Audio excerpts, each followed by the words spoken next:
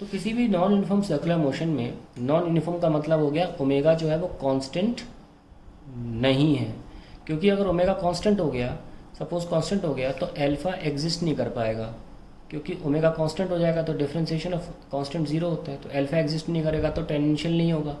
तो non uniform circular motion यानी कि रैंडम सर्कुलर मोशन लें तो उसमें 80-100% होगा।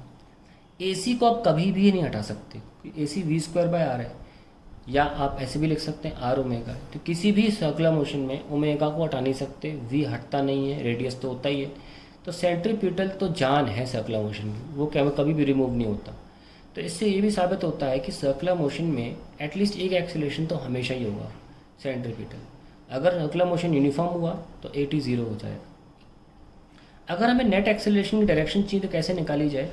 सिंपल है, हम ऐसे दिखा सकते हैं। अभी तक तो हम लेटा वो सर्कल दिखा रहे थे। मान लीजिए 80 है और बॉडी को हम एंटी क्लॉकवाइज ही मूव करा रहे हैं, इस पॉइंट से देखा हमने, और ये AC है। तो अगर डायरेक्शन देखनी है तो वेरी सिंपल, ये लीजिए डायरेक्शन, ये A आ गया, ठीक है। तो हम डायरेक्शन कैसे भी देख सकते हैं। देखो ये क्या है, AC, और हमने इसका मिरर इमेज ही बनाया है 80, है ना। तो ये आपका आंसर आ गया direction.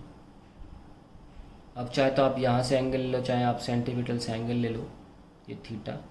So tan theta is equals to perpendicular upon base, so 80 upon AC। So theta is equals to tan inverse of 80 upon AC। So this will be the direction of the net acceleration. और हमको पता है कि क्योंकि AC और AT आपस में 90 degree पर है, तो नेट एक्सेलरेशन अगर मैथमेटिकली निकालना भी है तो वो ऑब्वियसली ऐसे निकलेगा, क्योंकि जब भी जो वेक्टर्स आपस में 90 डिग्री पर होते हैं तो उनका रिजल्टेंट ऐसे निकाला जाता है, सफिक्स, है ना। तो हमने अब सब कुछ जान लिया है इस एक्सेलरेशन के बारे में। मैं आपको फिर से याद दिला दूँ निष्कर्ष कंक्लूजन के रूप में।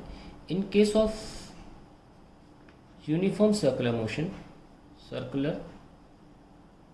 मोशन अल्फ़ा ज़ीरो होता है, क्योंकि अल्फ़ा होता है D omega by D T, जो कि ज़ीरो हो जाएगा इसके यूनिफॉर्म होने की वजह से।